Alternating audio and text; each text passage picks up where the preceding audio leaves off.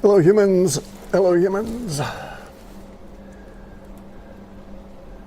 Hello humans. Let's get some of this adjusted.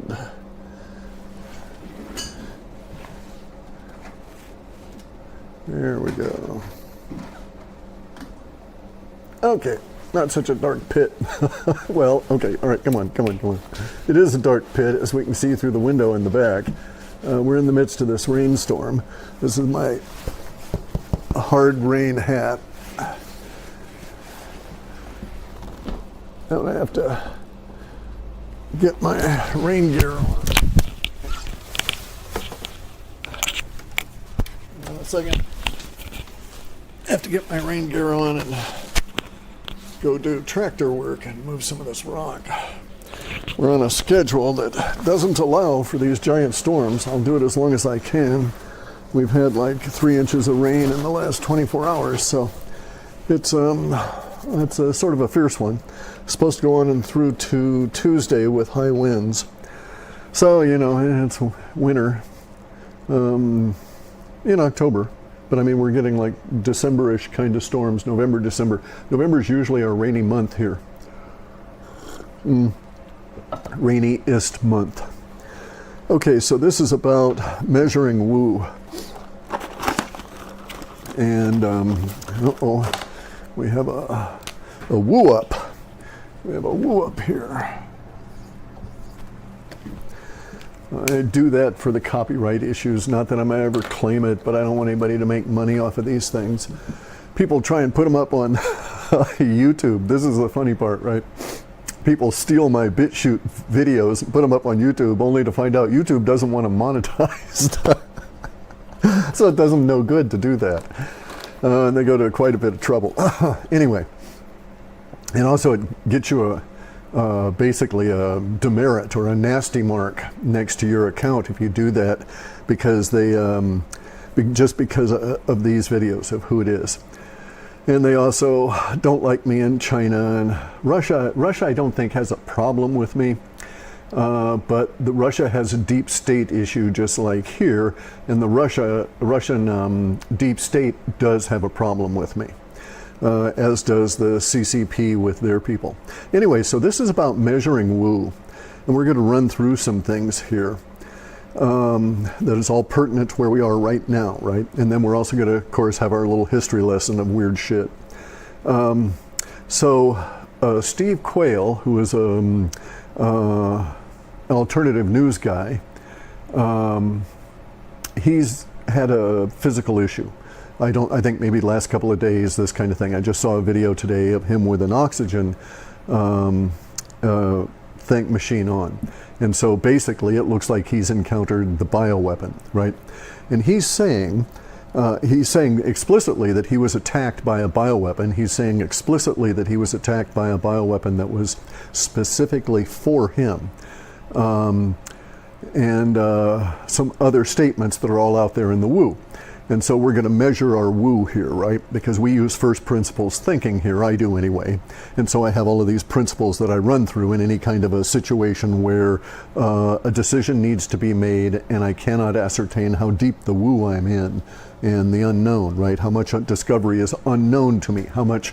So in the woo is all this stuff that's unknown. Everything that's ever been hidden from you, all the stuff is unknown. A lot of the stuff that you think you know should throw into the woo as well, because it's built on presumptions that are unsound, okay? And so in the woo, it's always going to be discovery. And so you have a rule that says, no matter what I think I know now about this situation, there yet remains stuff that is beyond my understanding about those things that are clearly understood by me, or at least visibly apprehended by me. And so basically you say to yourself, there's always some unknown discovery yet to be made that can alter any of my perceptions about this situation. And it gives you a level of comfort because you're allowing for the woo to intrude in the process of your thinking about all of this. Okay, and so this is how I approach these kind of situations. This really gets a lot of the people in the UFO world and New Age world and the woo-woo community, okay? That's a slightly different variant of the woo. Gets them really pissed because I don't adhere to a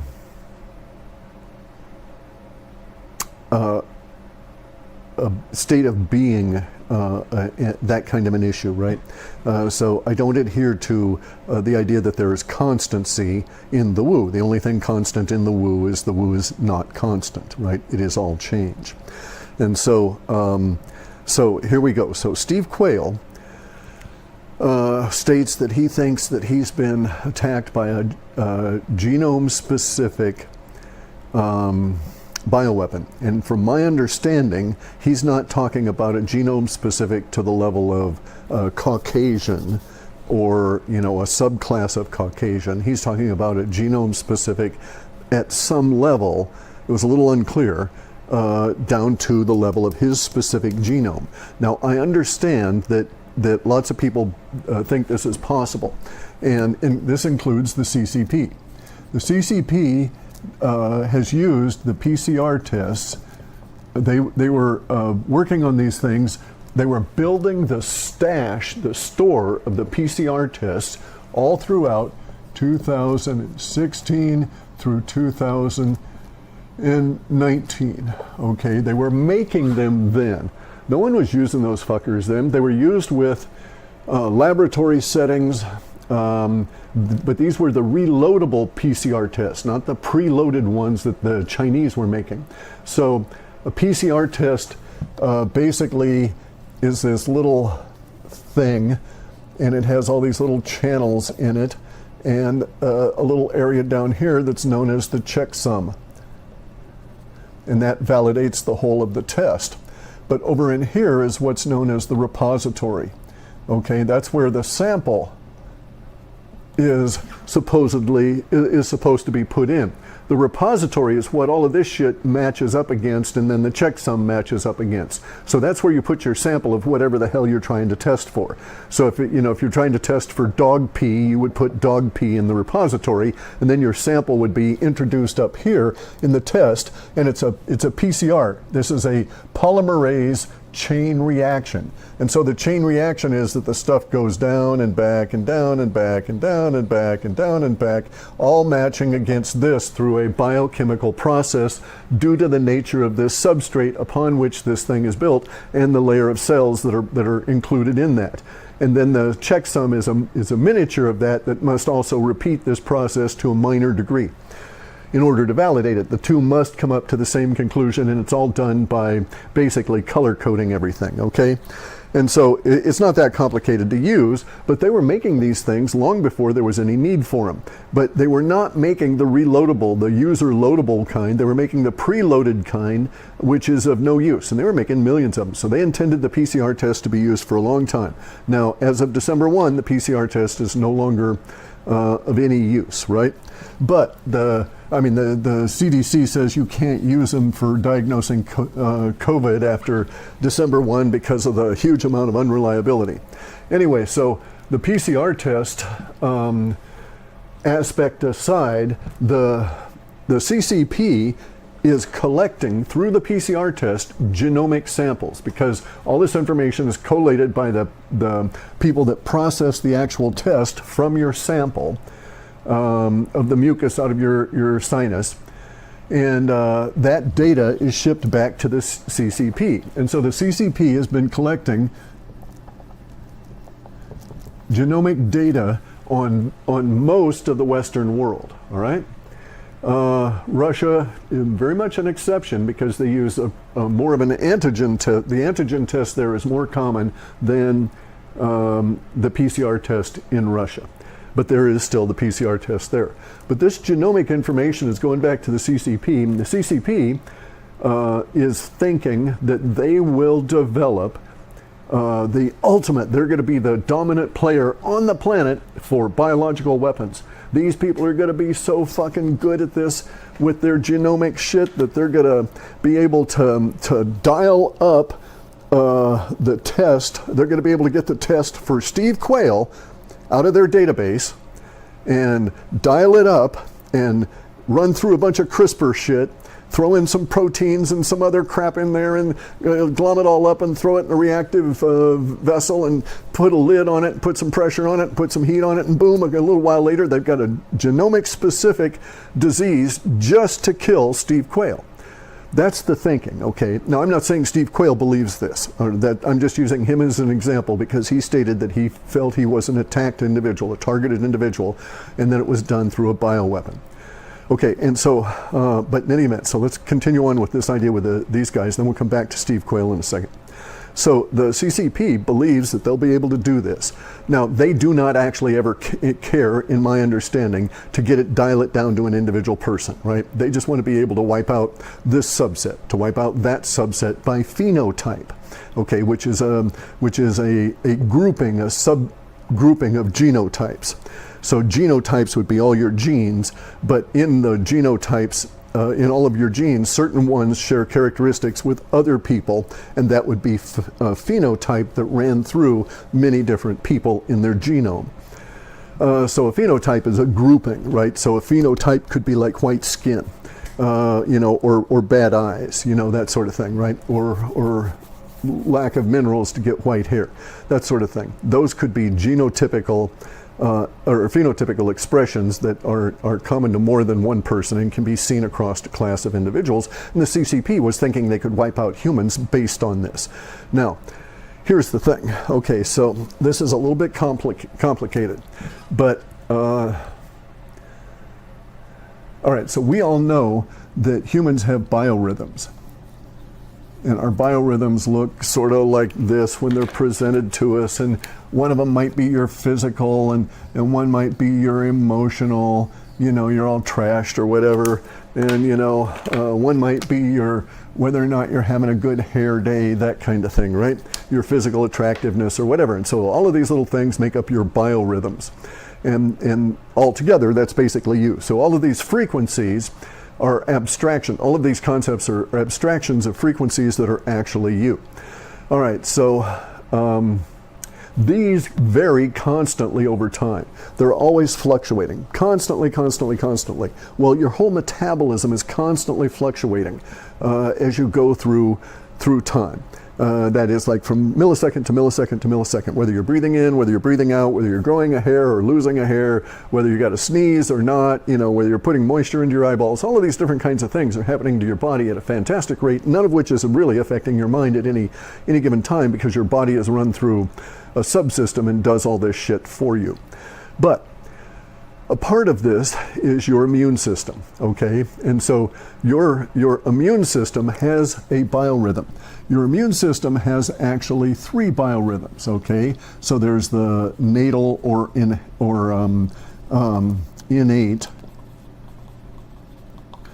level of immune protection. There is adaptive,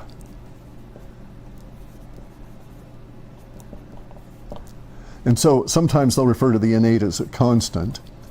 That's the one that includes all of the T cells and the hunter killer cells and this sort of thing, right? But the adaptive also does include that. All right. Then there's at an even lower level, there is what we can think of as a systemic. We can just leave it at systemic. All right. So the systemic one.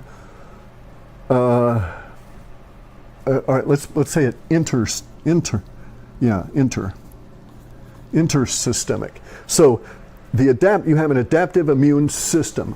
You have a constant innate immune system. All right, both of these are specific cells and specific functions within the system of those cells to fight infection and deal with infection once encountered, and to deal also with irritants. So the adaptive system includes the ability to deal with environmental things, right? So now we can include in the environmental things dust, but also these days spikes being shed by people. So that is now an immune system attack vector that's going to impact you, but it's also in an environmental one. Just so if you're not if you don't have an intersystemic weakness, the adaptive system will simply have to respond to this by increasing the mucus so that you have more mucus to just grab the stuff, glom it all up, and spit it out, right? If you have an intersystemic weakness, then the adaptive system is going to have to produce, on its part, reactive T cells and these kind of things, because those spikes and stuff are going to be getting through the mucus barrier that it is also producing. And if it gets far enough, it will then hit the constant innate immune system, where that's almost that's the intercellular and intercellular expression of all of your immune system part. But for our purposes of discussion at the moment, the one we're going to be concerned with here is your intersystemic, and this goes back to these guys and also goes back to Steve Quayle. All right, so we think of our immune system as being like this stable flat line, you know. So you can, and so this is a misunderstanding that I have to correct for people. So I say that the target is 90 nanograms per milliliter of vitamin D for a super healthy, effective system as being an optimal. But you'll never, ever, you may reach that on a particular day because you poke your finger and get some blood that particular day at that particular moment, that it can then register at 90. But it's going to be like this, constantly going up and down, because vitamin D is used in 3,000 body processes. So you take that stuff in and it's using it up like mad. So you'll never ever be able to achieve a state of being at 90 nanograms per milliliter. It is just a target to try and get to and maintain. And so you take blood tests throughout a year and you find out you go from 63, where you're taking 8,000 units per day, up to, you know, 79 over the course of a couple of months, by increasing it up to 10,000 units a day. And you say, aha, then I know I need to maintain 10,000 units a day at this level. And if I start feeling a little saggy, I can take another blood work and see what my vitamin D level is. Maybe it's dropped down. And so because the vitamin D level is going to be like, basically it's like this throughout the day, right? And so your intersystemic immune system is not a constant. And and that 90 is trying to basically get you to hover around in this area in here.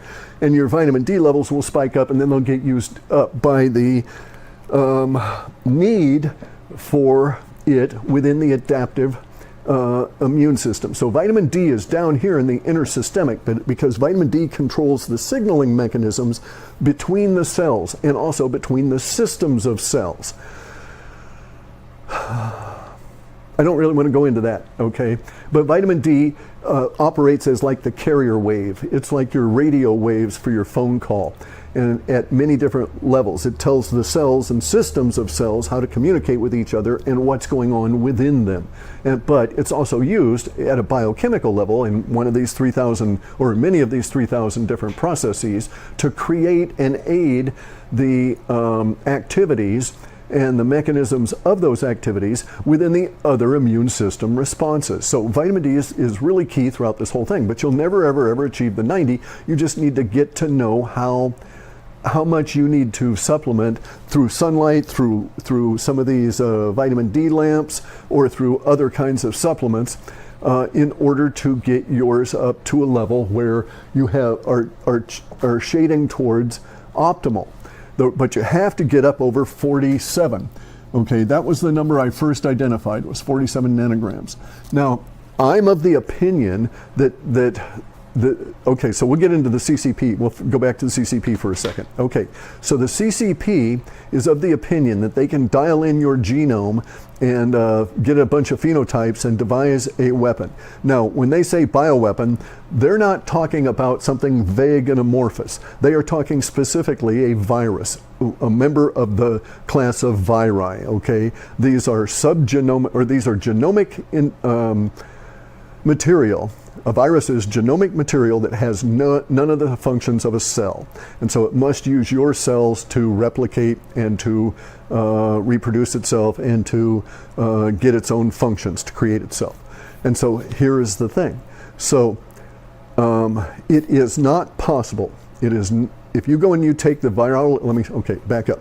if you go and take the current virology courses being offered by the medical universities here in the United States, as I have done last year, I took the one from Columbia University, you will discover at the very beginning of it a statement that is never, a concept that is never refuted throughout the entire length of the course or any subsequent courses about virology. And this is that in order for a virus to attack you, your cells have to be receptive and permissive.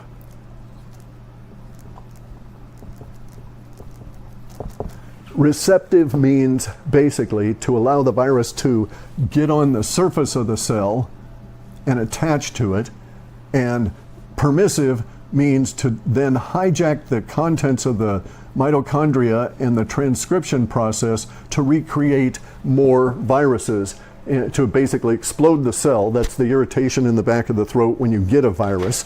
It actually attacks a cell and it hijacks it, and it uses the mechanism at the middle of the cell, the interior part of the cell, the mitochondria and the other organelles, to create millions of parts of viruses, and then it explodes the cell as the viruses just keep replicating and replicating and replicating, and then on the outside of the cell it tries to use this chemical process to put all these parts together into a virus. Okay, that's why viruses become weak over time.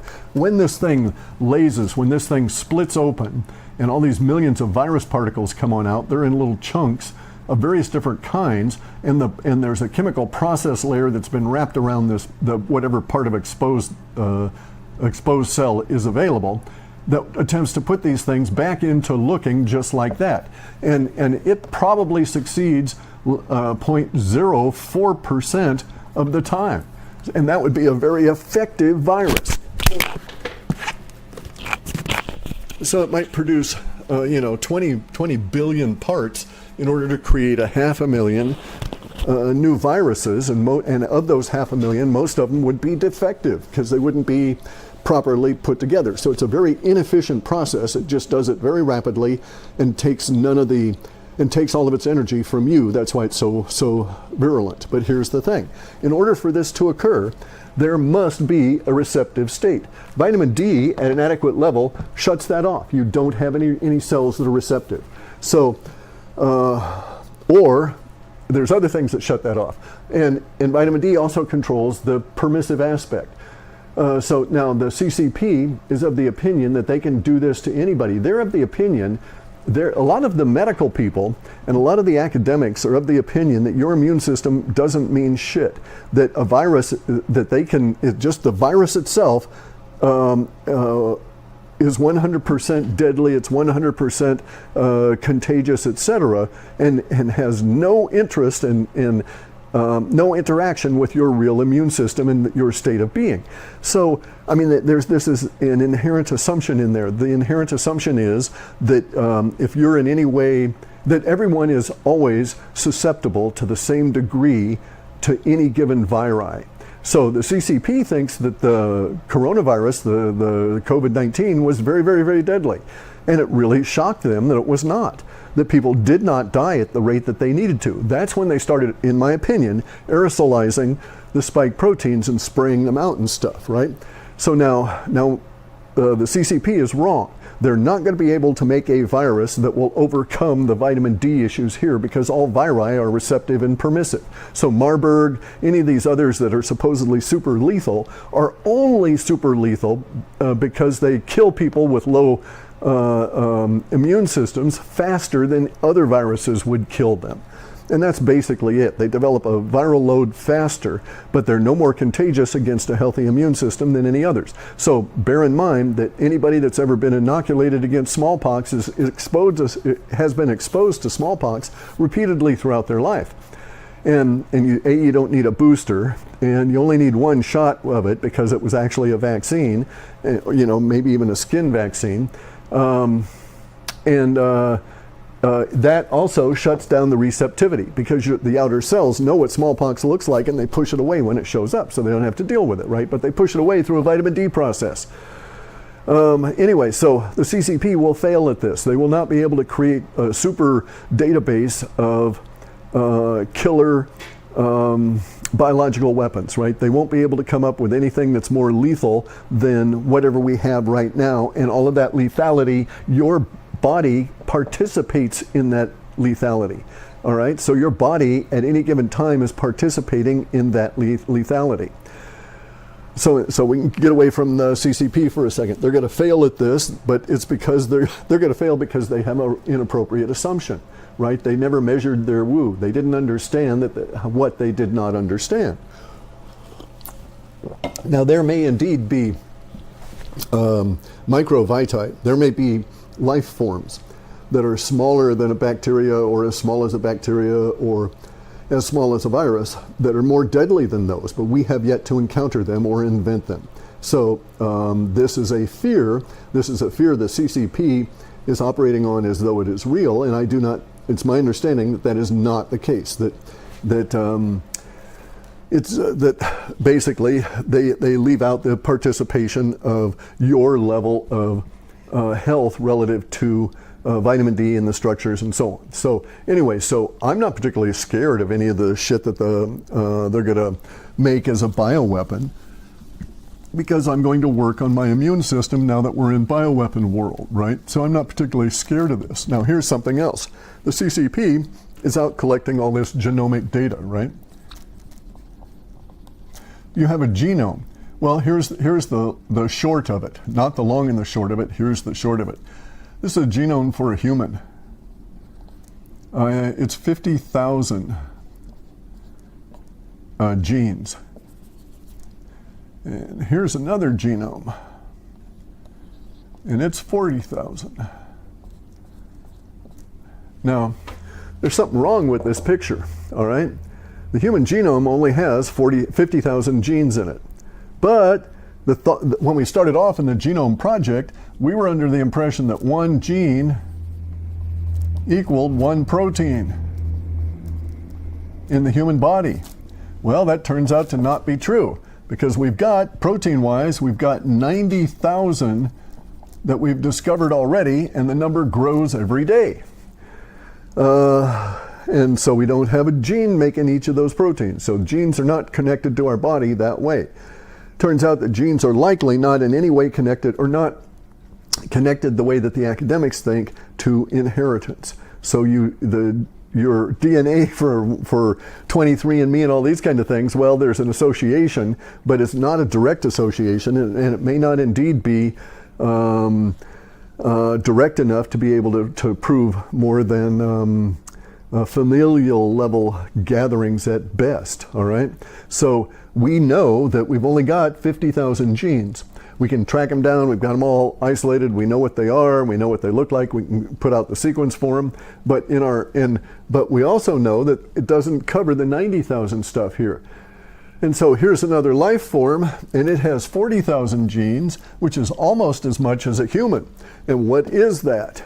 Okay, it's not a chimpanzee. It's not a primate. All right, it's a fruit fly. It's a fruit fly that has 40,000 genes. So turns out, in my way of thinking, that Crick and Watson were wrong.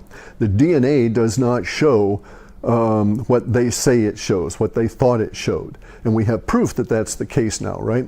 So the CCP collecting all this DNA is not going to necessarily yield them what they're after relative to their ability to put out a bioweapon. It also puts the kibosh on the idea that we could have phenotypically selected bioweapons that in any way don't involve the participation of the weakened immune system. So again, it's kind of like defeating the CCP, right? Now, this goes back to Steve Quayle, because Steve Quayle is under the impression that there was some way, at some level, a specific bioweapon that nailed him, and he got really sick. He had to go to the hospital. He had a lot of trauma. He went through the ER. He ended up on oxygen. He had been taking a bunch of crap, really, in my opinion. I'll get into that in a second. But here's the thing. As he relays the story, his wife got ill first. Okay, well, that pretty much puts the kibosh on the idea that there is, even if you allowed for the academics' traditional understanding of DNA, that puts the kibosh on that idea, because she does not share his DNA enough to be able to take the same bioweapon that he did, right? If it was specific to him. And he's saying there's a lot of people that are dying of respiratory ills, COVID, these kind of things. We've seen Robert David Steele. Yeah, there's people that say he didn't die. I don't know one way or another. It appears he did. He had an underlying condition of asthma or bronchitis or something, some kind of breathing issue. He was a heavy guy too. Steve Quayle's an old fart. He's like me. No offense to Steve, I like him. I've listened to his stuff periodically through the years. I don't think that there was a specific bioweapon that got him, right? I think this is a case of mismeasuring the Wu. That this guy was made ill. I'm not disputing any of that, of course, or any of that. And it's too bad he's on oxygen and these sorts of things. But I think it was one of these issues where one of those 3,000 processes, or more than one of those 3,000 processes, have been affected by all the shit we're going through and all the shit he was taking. So he'd just been through a prophylactic course of HCQ. That's what he says. And then he was taking all this other stuff, including zinc and stuff, and he was also had just been taking ivermectin when he went into the hospital. Well, here's something, guy. All of these drugs, all these anti-parasitical drugs, ivermectin and HCQ, are draining to the system. You should not take these fuckers back to back, or you can't take them prophylactically, like gulping this stuff, without expecting for the body to become debilitated. And if you're not really robust, you will feel a sag effect as you get all of the parasites and stuff kicked out of your system. And every human is going to have them, just like every animal is going to have them, based on the length of time since your last anti-parasitical treatment of whatever form. That's why we drink things like coffee and these kind of things. They have a tendency to keep out a lot of the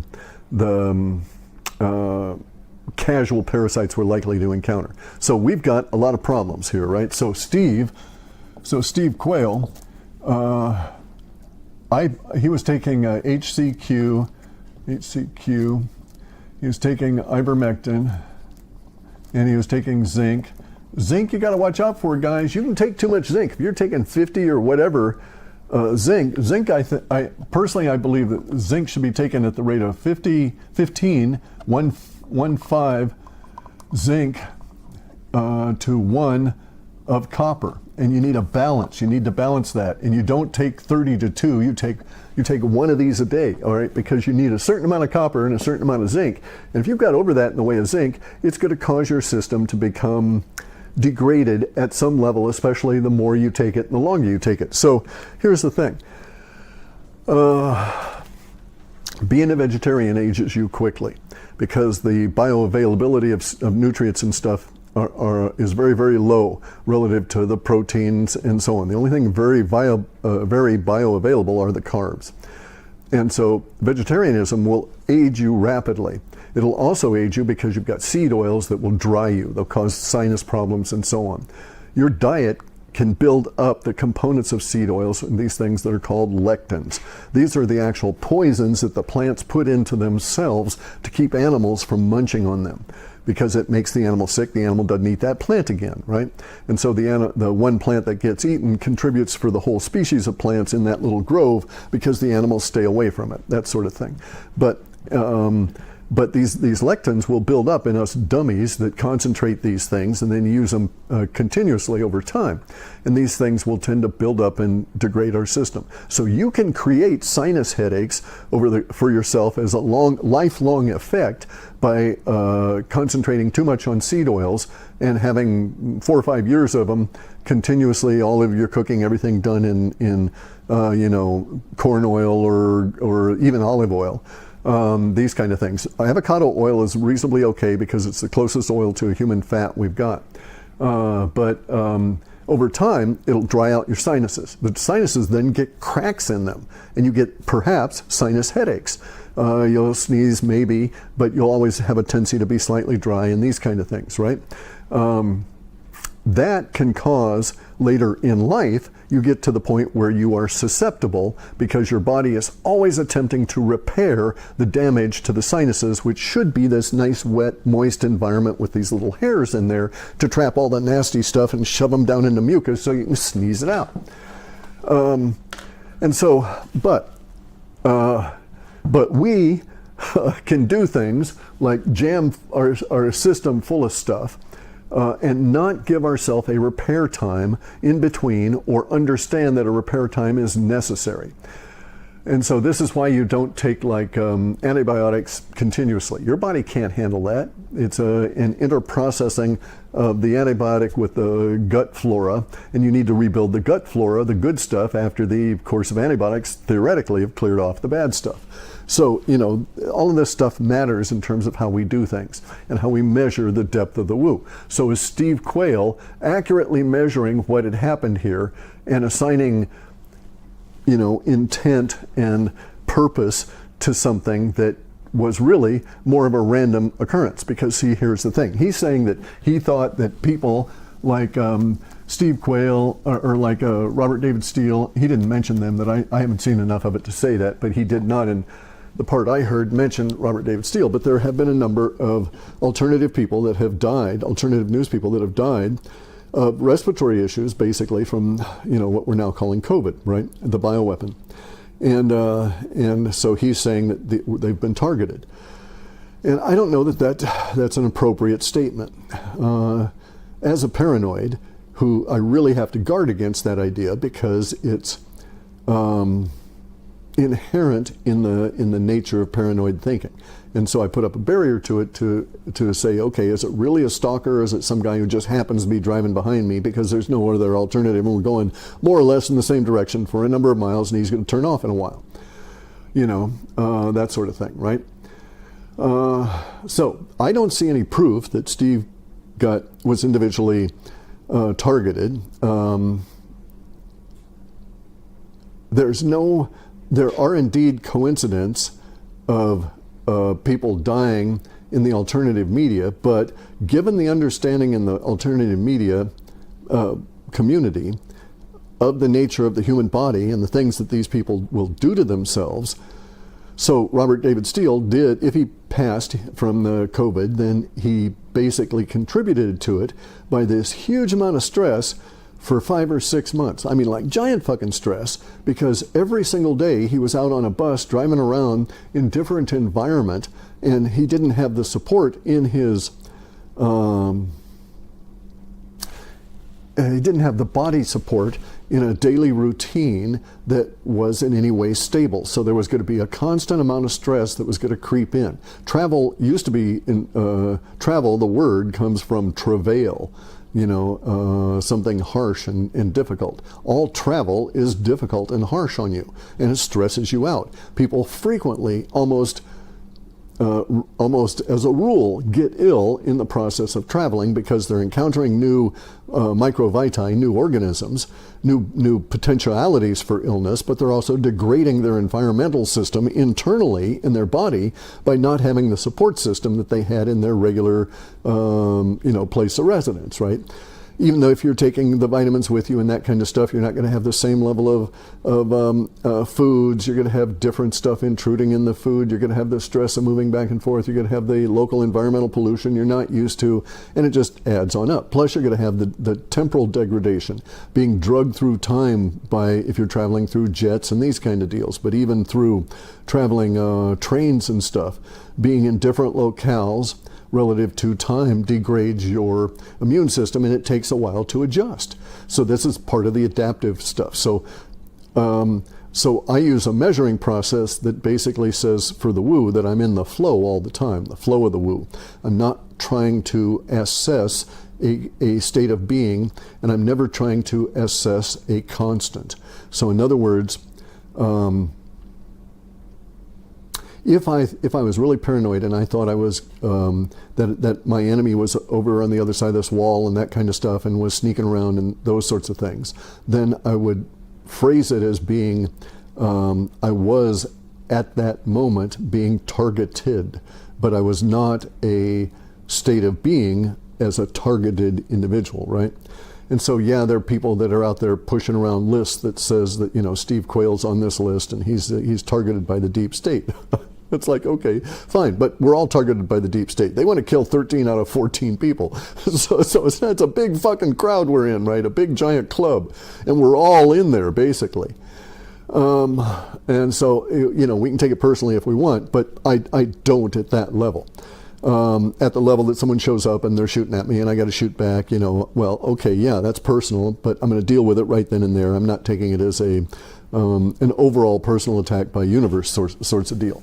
Okay, so the genomic grab from the CCP and all this you're going to hear about, all their claims to bioweapons and stuff, personally, I think is really bogus if we approach it from an effective woo perspective of getting our own biology to an optimum level, and then fuck it. I can wade through a sea of COVID, and in fact, if the COVID is in the ocean, I would go out and swim in it, and I'd swim through the COVID and wouldn't have any effect at all because I have the immune system prepared to deal with the stresses of my environment and deal with these things. And our innate immune system has gotten humans here for all of these hundreds of thousands, if not millions of years. And so, you know, it's pretty good shit. Steve Quayle, in my opinion, was suffering, like all of us, the degradation that comes from the chemtrails, from these extra energies from space, from the lockdowns, from the stress, from the news, from the blue light in the media, from the content in the media. All of these things contribute to a level of degradation, and then that coincided with an occurrence of coming in contact with an infective agent that caused this respiratory response, right? And so now, I believe also that his using HCQ and then the zinc, and you know, we don't know what form and so on, and then the ivermectin, I'm thinking that contributed to it, because you know, even if I'm going to take ivermectin as a prophylactic, I'm going to be aware that this is an antiparasitical, antifungal, antiviral, antibacterial substance, so I can expect it to flush stuff out of me, and that process, that detox process, can be harsh. And so I will be aware that, you know, in that harshness, it would make me weak temporarily, and so I'm going to have to do things to support myself during that period of time. And I'm not going to take it personally if during that weakness I actually, you know, became somewhat ill. Now, I don't know Steve's circumstances, and until we see evidence that individual people are being killed, and it all has this same sequence, I'm going to say, you know, basically bullshit. He's not targeted, and we're all exposed to whatever the hell they're spraying out in the chemtrails, and we're all exposed to the way that the food, the water, and everything else has been degraded. And so we all need to understand how our biological stuff works relative to the nature of basically illness and the bioweapons that we're going to be exposed to, because the Chinese are going to still keep cranking this shit out, right? And we can expect them to. They've stated that they want to depopulate North America and down into about Mexico City and take over this area for food production for the Chinese population in Asia. And so there's no reason not to take them at their words that they'll keep doing this. And so we need to respond to it. And I think we need to respond to it by building ourselves up and this sort of thing, right? And understanding the nature, an adult real understanding of the nature of illness and how this stuff works. And also where the woo is, right? So if your assumption at the time of the genome genome project was that you were going to find one gene for each and every protein, and you've got 90,000 proteins and 50,000 genes, you better start looking at your assumptions. And you better not make any further assumptions on what you think you're understanding about DNA, because they're all likely bogus, because you don't know what the depth of the woo is. All right, so now let's get into some other newsy kind of stuff here, all right? So the die-off is happening. It looks to be running basically close to 3 times the amount of usual, based on the amount of linguistics relative to funeral or coffin associated stuff out and about. So in other words, I can find a lot of discussion, a lot more discussion about getting caskets, finding caskets, all of this kind of stuff, anything associated with funerals, than we did under any kind of metric, year over year, cumulative throughout the year over year comparisons. Any way you want to look at it, there's just a lot more discussions of people dying off now. And it's really risen since the vaccines have come in. So it should start percolating up to the point where we recognize this fairly quick. Or not, I mean, it'll take us a while within the mainstream media as it's dying and as it's replaced for people to get the idea, but I don't think it will be able to be denied as a concept for too much longer, I would think. I don't know, it's hard to predict people at that level. But anyway, but it is coming out. The linguistics are changing. Part of this is that we now have more religious exemptions being granted, and a lot of them are being granted at the employer level, and you're just not hearing about it, because when people get the things granted, some of the people are being told, shh, don't talk about this, as though it was, you know, just for them, that kind of a deal, right? But throughout the whole company, it's been handed out. So I'm hearing in some cases, one really good guy, when they asked what his religious belief system was, he quoted the Constitution to them. And they said, sure, here you go, no worries. Anyway, so religious exemptions are being granted. Okay, so now we're approaching the 24th through the 28th. And so now here is the discussion about release language. Okay, so we have the 23rd, we'll just say 24th in the USA, because we're all going to be asleep when it happens anyway. 24th through the 28th, right? And so if you chart release language, it's all building tension, but it's just a different kind of language that the tension builds in. And then it usually runs like that, and then it swoops up to a peak, and then it comes down, right? Sort of looks like a tooth, really. And then it may come down only a little bit sometimes and just go off over here. That part there is immaterial to the release part of it. The release part of it here is difficult to get across to people.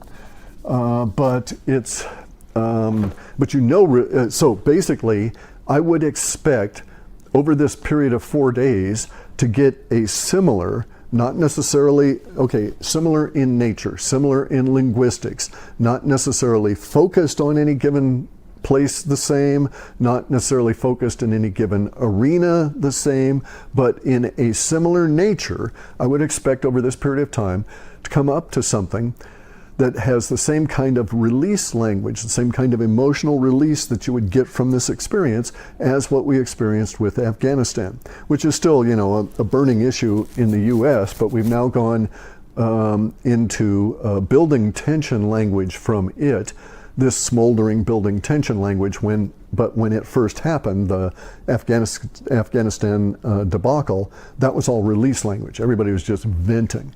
And so that's the kind of language we're going to see across here. Now, Evergrande, the Chinese bond, the CCP bond fiasco is percolating in the background, right? And it's going to impact banks, it's going to, all throughout the planet, it's going to impact real estate all throughout the planet, all different kinds of stuff, manufacturing, all of this stuff. At the same time, the CCP has electricity issues in China. Their factories are running sometimes only 2 days out of the week, and they've got real issues with working those 2 days, but they've got to because they're going to face fines if they don't. All different kinds of weird-ass shit is happening in China relative to their situation at the moment. And on top of that, they've got this giant bond fiasco that is unloading right now. And according to the calculations, it'll pop off for the US on the 23rd of October at midnight UTC time, because that's when the first of the USA denominated interest payments to Evergrande bonds are due, all right? And so it wouldn't necessarily hit the US that day, but it would hit on the 24th. There's going to be some level of fallout to this. But in my way of thinking, the Evergrande bond stuff is just like background noise to whatever's going to happen. That we already know ahead of this what this is, and it is unknown here. It's an X, it's an unknown. What is going to be the trigger for the release peak on this? And building tension has a tendency to do just that, build up and then gradually wear off at some level, right? But release language builds up and then crashes usually. Release language can build up and then crash. It has this sharpness to it because it's usually triggered by an event. And so if we looked at Afghanistan, it would be this kind of a thing where there would be some level of tension building up about it some period ahead of the actual withdrawal, and then at the withdrawal it's all release language from that point on. It's all venting out this particular kind of language to get the emotions out of the body. And that's what we're going to be going through on the 28th. I don't think it'll be related to Afghanistan. It might very well be related to Taiwan. That sort of stuff wouldn't surprise me at all. But I doubt that it's going to be the bond fiasco as it is now constituted. It could be the bond fiasco taking down one or two or three very large international banks, but they would have to collapse all of a sudden in order for it to be a release language and to affect enough people that it would qualify here. So if we were going to have it be economic at that level, it would have to be like big giant bank failing, like big giant bank that somehow they wouldn't be able to refloat or reconstitute. But even so, those kind of things usually produce more building tension than constantly you got building and release tension going on, language going on, not competing, but fluctuating in between each other. And so when I say release language, it's merely release language dominance. It's not 100% release language, although in the period of time of Afghanistan, it was hard to find building tension language as all that release language was coming out. It pretty much pushed away, in the media anyway, anything else for a while. And so that was probably the biggest dominance I've seen since Vietnam, since 9/11, right? So it was at that level. Now, I don't expect that level here, but I expect something, it could be that level. It could be that big. But like I say, it won't be Afghanistan. We've been through that. So it'll be something else. And it won't be Evergrande. It'll be something else because it wouldn't be an economic debacle at that level. Those are usually too slow to have that much release language show up. You have release language, it usually starts in smaller groups, the bond holders. Ultimately it percolates out to maybe real estate or investors or insurance companies or something, but it takes a while. So in Afghanistan kind of thing, it was like the whole country and then the whole world all in a short period of time. Same thing with 9/11. So it happens very rapidly. And so that's the kind of thing here. But that's really all I've got is that, we're going to have that period of time from the 24th through the 28th. If we were going to have a financial crash at that level, and it be the release language, it would basically have to be like an economic hit, all right? So we could have an economic hit. So here is a situation in which Evergrande would fulfill the forecast emotional tension release flow in this period of time. We could have the bonds default on late on the night of the 23rd, early in the day of the 24th. We could have giant market chaos for the next few days, and then on the 28th we could have the CCP revalue gold. They're also, if they revalue gold, by the way, they're instantly revaluing silver. And there's nothing that they can do about that. They don't care now because their economy is hamstrung by stuff that is, and silver is the least of their worries. Okay, so they could do this. This would fit because you could have a scenario where we would all wake up on the morning of the 28th and the event would occur, so say it occurred late that night, and that we all learn about it in the morning of the 28th as the United States wakes up. We wake up to a world in which gold is valued by the Chinese at $10,000 an ounce. That would be the minimum that they would do in order to get it up. I think they might even do it higher than that. Because they wouldn't do it half measure, right? They're not going to creep up on it. They don't own the system. They don't control the world reserve currency. They would be taking it over. They would be assuming the world reserve currency control at that time that they revalued gold. So they would do it in a big way, in my opinion. And so they would, in my opinion, they would do it at least to the level of 10,000, but that gives you a shock value, right? 5 times.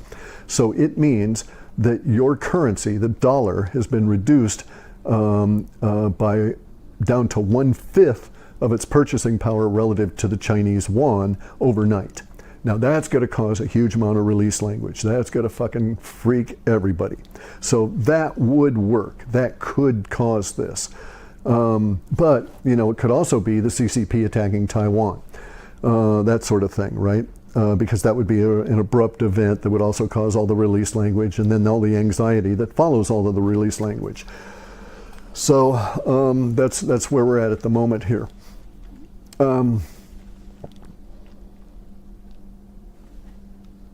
Okay, so that's basically long enough. All right, so I was going to get into the history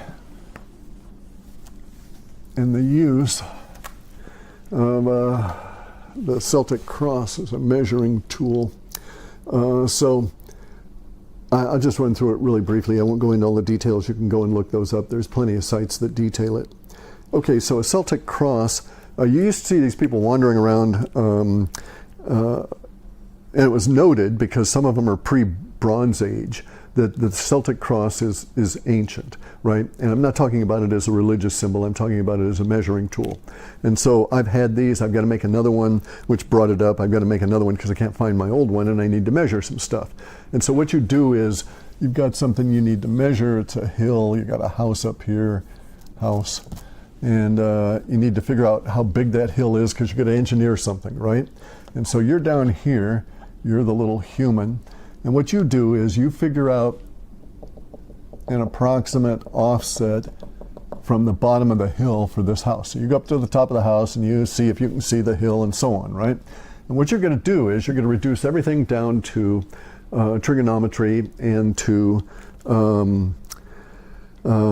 geometry, and basically reduce it down to right angles using a particular kind of a stick from which we derive almost all of our measuring tools, and that this has been used back in antiquity, and this is the Celtic cross. Now I made them a particular way because I made them for both engineering as well as for navigation, all right? And so you're a human, and you're down here, you've got your Celtic cross. It's got a human body, a couple of legs, a couple of arms, looks more like a turtle. So you're a Ninja Turtle human. Anyway, so you've got a Celtic cross here. Celtic cross is like this kind of a critter, right? So it's a circular thing. So it's a circular thing that is quartered by sticks that bisect each other, and they're usually joined here in the middle. This is usually made out of wood. It's convenient to make it out of wood. You can cut it out of plywood, that sort of thing. Now, in most cases, this will be attached to a stick as part of a base that'll have a sharp point on it that can't be degraded, so it can't be really lowered by wearing off the bottom of the stick. And the idea is that you want to make this thing so that this cross piece right here is at your eye level. So these Celtic crosses are usually made to the man. You usually make your own so that it fits your body, and then you make all of the math on it very easy because you can just eliminate, you can tear out all of the factors here that get in the way of making a right angle decision out of this. Now I'll get into some of this real quick. This can be an inclinometer. So the way I used to do it was I'd make this a solid chunk of wood here, then I would drill out and I would put a copper tube through the middle there. All right, the copper tube then, so if you're looking at the Celtic cross and we're looking at it in section, I would have a copper tube that would go through the middle of it this way, and you could use that as a contrary perpendicular sight to get a line of sight here to turn this into a surveying tool for vast areas of ground relatively easily. So it becomes either a stadia, so it becomes part of the basic surveying tools for land surveying at a horizontal level. Now, it also is an inclinometer. Around that copper tube, I would fix my plumb that would come on down and it would intersect my base here. Hang on a second. Ah, shit, I screwed up. Okay, so anyway, so my plumb would come down here, and it would come down, and I would have my degree marks along here, right? And it's really easy to lay out. Get a protractor and compass and do all of this stuff, and you can put it, you know, little brads, any number of things you can use here to mark the degrees. Now, I also would do attached around that, before the cord that held the plumb, so I would have a cord hanging down like this with a plumb bob on it. But before that, there's this stick that goes from, so I would have this little tiny thin stick that also was drilled out, and it floated around that, around the copper piece of tube like this. It was also a measuring unit like that, and you could spin this thing, right? And so it became an inclinometer that you could, and actually on the final version I may put two of those because you can make one of them a stop, so you can set a reference mark. But these can be used, and then also you put on these the numeric values of the sine and cosine values that you need to do quick measuring this way. All right, so, and the way it works is that you figure out your distance from here to your Celtic cross to the middle of it. That gives, so we're doing a right angle thing here, right, to determine the hypotenuse. And so what we're going to do is we're going to determine the height of this house off of the beach, say. And so we would eliminate any of the fuzziness of the dunes and stuff by shoving our Celtic cross into them, but then starting from a known reference point. And so we're going to make a right angle. And we know this distance, but we don't know that distance. We don't know that angle, and we don't know this distance, which is what we're trying to determine, right? We want to know what that height is so that maybe we can determine what our vision is, our distance and vision is to the horizon. And what we do is we work off of determining, we take a measure and we determine what this distance is here. So we go to the hill and we tape our way out to wherever the hell we got our stick stuck. And then we use this stick here with the inclinometer and this stick here, and we angle this bugger such, usually you angle it back. You can do it either way, but it's easiest to look at it through this way. And you would angle this thing back until you got a clear line of sight up to that house, and then when that is angled, you would read where this thing showed up, and that tells you what your sine and cosine value are for that particular angle, which gives you the ability to determine these two values here based on knowing this value. So if you knew A, you could determine B and C, right? It's usually the other way around. I mean, the hypotenuse is usually labeled C, I think. Yeah, let's do that on right angles. A plus B, C. So, you know, because A squared plus B squared plus equals C squared, right?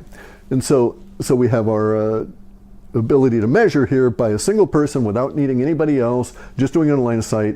It's not as accurate as maybe as an altimeter, but altimeters can fluctuate because they're just measuring based on barometric pressure. And if it's a small enough variant off of this, or you got a wonky storm going through, you're not going to get an accurate reading. So this is another way. So humans have been measuring the woo since ancient times, right? And so the Celtic cross, adopted by the church because the Celtic people were seafaring, all right? So throughout Northern Europe, we have these three groups: the Celts, from where we get Celtic, the Picts, who were mostly wiped out, and the Huns. Okay, there were these three large groups at the time that we're talking about the origination, or at least the transference of this technology from pre-Ice Age. And the Celts were navigators. They lived in Ireland, they lived in England, they lived on the coast of France. They lived in the Faroe Islands. They sailed all over the place. You use these things also as a sailing aid. And see, if you're smart, you put all your numerics here carved in on this and built into your Celtic cross, so you don't have to sit there and do the calculations, right? And it's an approximation. It's good enough to get you to that port. So you're sailing in and you say, oh, okay, I'm, half a mile south of that port. I can see the shape of the land that I recognize, or the lights or something. All right, so it's good enough to get you within a variance to where you'll find the place you need to be. And then a lot of these guys on their sticks for navigation would have all of the various different things that they need, so that the stick itself was also a calculator. So you would, in the sense almost of a slide rule, it would give you the ability to do variation in math. It didn't move or anything, but on each side of the stick, because they were usually hexagonal or octagonal, they weren't, you'd see some of them were round, but then usually if they were round, you knew that they weren't navigational aids, they were more probably surveying aids. And you can also determine by the way, if they don't have the inclinometer on there so much, if they don't have the set rod for an inclinometer, then it probably was not used for road surveying. For that level of engineering. The Romans used them. It was used pre-Romans. You see used all throughout Northern Europe. You see it all used. You see it used in by the Egyptians. Not so much by them. They have a variant of it. But anyway, so that actually is something else for for people that supposedly engineered the pyramids, which I don't think that was the case. I think the pyramids predate the Ice Age. But the Egyptians have very little in prehistoric archaeological tools that would suggest that they were capable of doing that level of precision. And so we find much more in the way of archaeological tools in Egypt for chemistry than we do for engineering. And so I won't get into it. So I actually think that the engineering of the Pharaohic societies was not a native thing. There's no, so it might have been that these people were refugees, they moved there because there's no pre-existing archaeological record of them discovering and then making these tools and then making the next generation of tools, et cetera, right? It just is all sort of full blown, and then it doesn't really jive with what's there in the terrain. Anyway, though, so this is another way to do the measuring of the Wu. You can use these for measuring a number of different things. I won't go into the details of it now. Of course, it's all basically based on trigonometry and right angles. But they're interesting little devices, and it comes in handy. I use them around here. Okay, so I use them around here for determining the height of the trees.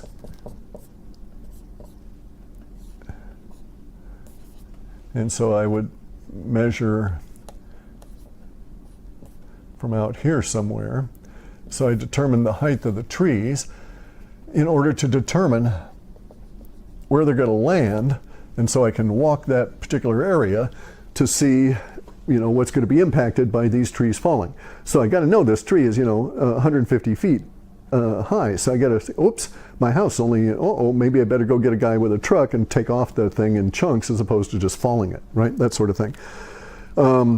They use them around here for site surveying on timber property like I own. So you can go through and you can just use these things because they're so rapid, because you don't really have to do the calculations. You just read where the inclinometer puts it back. So if I were going to set this up, I could set it up so I could just do one quick motion if I were going to be reading trees all day. So I'd just take a tape and go out from the tree with my tape, know how many feet I was, lean it way the fuck back. I wouldn't get very far from the tree. Lean it way the fuck back, and I'd have it written down there. If this thing rocks back this far, that tree is approximately 200 feet high. That's all I really need to know. Then I know then I get the girth of it at the bottom, and then I can make my timber estimate, right, on that based on the species. And so for selective tree harvesting, these tools are just great because you can do it very rapidly. You can preset them up, so you don't even have to do any calcs or thinking about it. And it's can be very accurate, especially if you use them for a while. So well worth doing. So they can be repetitious that way. And then for my particular purpose here, because we're in a tight lot and all of that, I don't want these trees falling and damaging things, but I don't necessarily want to go to the expense of having someone come out with a truck to take them down in sections if it's not necessary. But this way I can determine, oh yeah, that's going to, you know, beat the fuck out of something that's laying out right here, that sort of thing, right? So I need to have one around. I'm going to do some engineering. We're going to do a road build on the timber property I've got if we recover enough to do that. You know, all of the things are in an uproar now because we're in World War IV. We're getting up to this very, the 24th through the 28th, we're getting up to this very emotional part of World War IV, and thereafter there's going to be major change. So whatever this is, from the 24th through the 28th, it marks the division that will be set in the future for the past. So they will divide us into two histories, you know, pre-whatever and then post-whatever. And so it will be a separator from the past. That's the understanding of it at the moment. Anyway, I've got to get moving on stuff here. And as I say, it's gonna, if the Evergrande failure is it's gonna have to be spectacular on the 28th. It's gonna have to take out some really serious stuff. But you know, the reason that we measure the Wu is to understand where we're making or contributing to our own karmic path, right? So Steve Quayle may have contributed to his own karmic path by not measuring the amount of unknown involved in dealing with ivermectin and HCQ. They are not without their risk. Ivermectin is reasonably safe, hugely safe, based on an absolute risk evaluation. HCQ is more risky than ivermectin. But even though ivermectin is not particularly risky at all, it has consequences on the body. And if you're an old fart, you have to recognize this kind of stuff before you go off and do things. So, you know, it's do no harm. So before you do any of this, examine, research, those sorts of things, especially with like zinc. If you're just taking zinc lozenges, those can degrade you because your body's not going to handle it very well. And so it makes, actually zinc can participate in the degradation of the vitamin D. And people make absorb less vitamin D or make less vitamin D both in the winter but also as you age. And if you're otherwise ill or have any of these other conditions, so as somebody who's been through colon cancer, I make very smaller amount of vitamin D than other people, just because of the nature of the effect of that cancer on my body. And so I have to be aware of this. So, you know, you got to go into this with your eyes open and not do stupid shit. And I'm not saying Steve Quayle is stupid. I'm not saying that at all. I think it's inappropriate of him to say he's a targeted individual, although I get his point that, yeah, a lot of the older alternative medicine guys have died, right? And also, a lot of these alternative news guys, let's also acknowledge this, are not fit, all right? And COVID is, as a disease, the spike protein, really is a sign of susceptibility is any form of obesity, is getting up there to where you have a body mass index that gets you into the pudgy category or higher. And unfortunately, that is the case with a lot of these alternative news people. Of course, they sit a lot, you know, they don't exercise. They're not motivated to get out and do it anyway. So I think that contributes to it greatly. And if they are indeed, as I now suspect, escalating the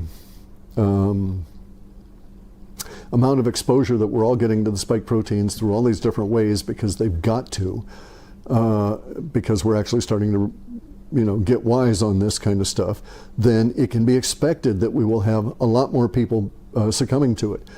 I don't see any evidence at all that we've got people being targeted with bioweapons, and that's just it. I measured the Wu differently is all. And yeah, you know, there's a lot of Wu out there. And yes, everybody is being targeted by bioweapons, but not any of us individually, in my opinion, right? So it's more of a bulk processing. I think that's it. So good news on the religious exemptions. Keep pushing it. You know, don't take no for an answer. Sue the fuckers if they say no too often. You know, get fierce with them. It's time for that. This world war is really escalating, and we're only a couple of days away from seeing if I'm correct about the 4th through the 28th, and we'll see how we do on that stuff. Anyway, stay focused and stay measuring. We use first principles. So, if it doesn't make sense, back up. Okay, so I don't understand this. Maybe I better back up and re-examine these assumptions and then try and make a decision, that sort of thing, right? Because the woo is deep and it's going to get deeper for a while. Also, the storm is hitting here. It's going to go until the next Tuesday. We're likely to lose comms, even if we don't lose power that frequently. I'm trying to build roads and get other stuff done as well. So normally the storm would say, oh, okay, you can make a video today because you're not going to go out and do stuff. But I've got to get out and work on tractors and that sort of thing anyway. So stay safe, guys. And like our Swede says, be good. And like I'm saying now, measure the woo. It's always changing.